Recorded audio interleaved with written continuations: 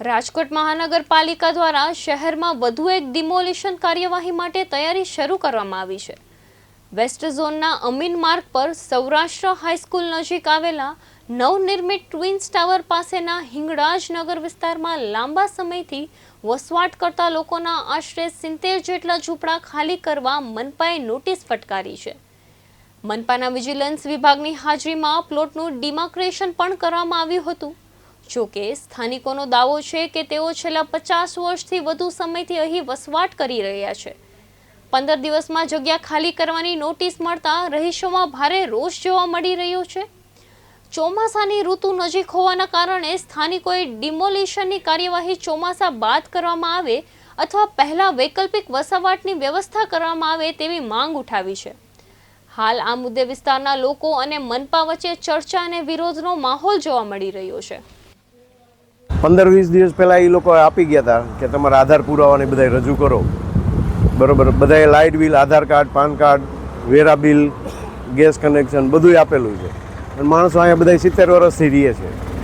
તો આજે હવે 15 દિવસમાં ખાલી કરવાનું કે પબ્લિક બધી જાય ક્યાં? લાઇટ બિલ આપ્યા છે, વેરા બિલ ને બધું આપ્યું છે, આધાર કાર્ડ, પાન કાર્ડ બધું માગ્યું હતું, ગેસ બિલ બધાય માગ્યા હતા, બધું આપ્યું છે। હા, આજે આટલા વર્ષોથી રહેતો હોય તો અહીંયા જ રહેવાનું હોય ને, કા રહેવાની વ્યવસ્થા કરી દો।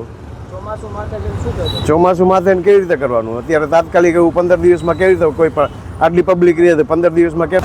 આમ તો મારા છોકરા મારેથી તો 5 પેઢી થઈ, પણ અત્યારે એવું અમને આપે કે તમે 15 દીમાં ખાલી કરી વાળજો। અમે 15 દીમાં ખાલી કરીને જવું ક્યાં? અમારે આવી બધું ઓલા જે કહેવાય બધા આધાર કાર્ડ એ બધું દઈ આવ્યા, અમને લખાણ કાગળીએ આપ્યા નહીં, લોકો મ્યુનિસિપાલિટી ઓફિસે કોર્ટનું લખાણ કરીને હું દઈ આવ્યો વકીલ પાસેથી, એ આપ્યા એ કાગળ કે તમારો પહેલાં તમને આ લઈ જાઓ, બીજા કાગળ તમને મોકલી દે છે, એ આવ્યા નહીં। હમણાં ઓલા વાંધારી આપી ને એટલે વાંધો બધો દેખાડ્યો ભાઈ, અમે 70 વર્ષ આવી।